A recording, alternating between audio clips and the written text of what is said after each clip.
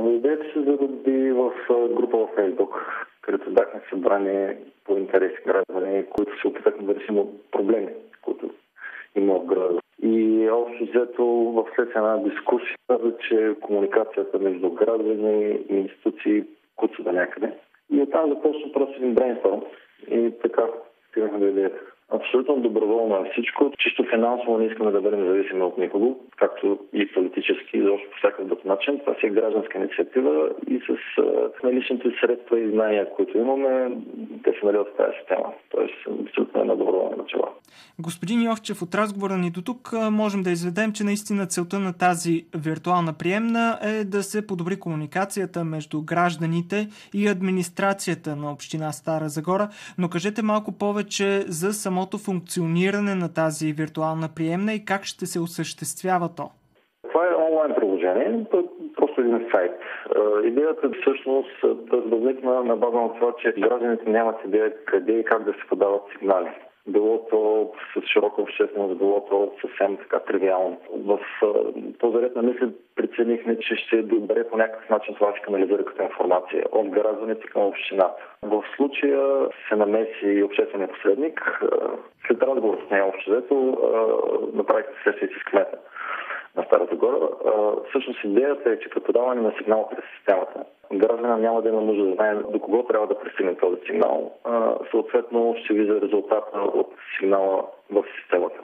Тоест, вие вече имате сформиран доброволчески, пак да подчертая, екип, който ще приема сигналите, подавани чрез този сайт и ще ги пренасочва според спецификата на проблема в конкретния отдел на общината.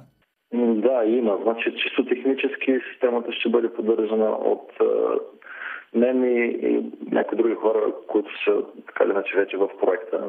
Абсолютно така в свободен принцип, в свободно време. Омбудсмана на Стара Загора по ангажимент да разпределя и да обработва сигналите, които пристигат в системата. Съответно, господин Живков обеща, че ще има човек от страна на общината, който ще прави разпределение вече вътрешно в самата администрация. А колко души до момента са се ангажирали пряко с проекта за виртуалната приемна?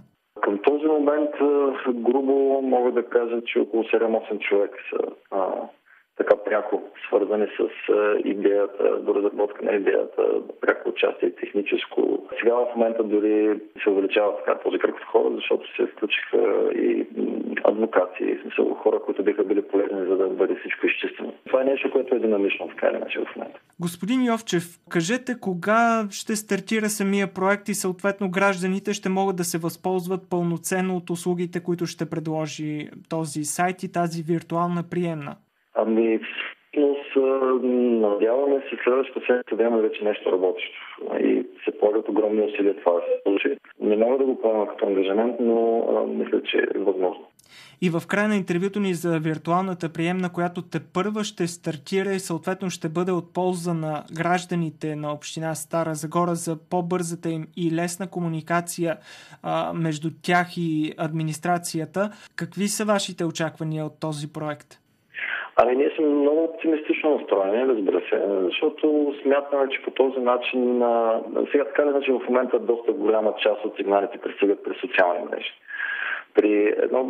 При наличието на такава система би трябвало това всичко и при участието на общината, имам предвид активно участие на общината, това би трябвало да доведе до наистина максимално бърза реакция и доверие към институциите, хайде да кажем така. Тоест и за двете страни е полезно и за граждани, и за институции.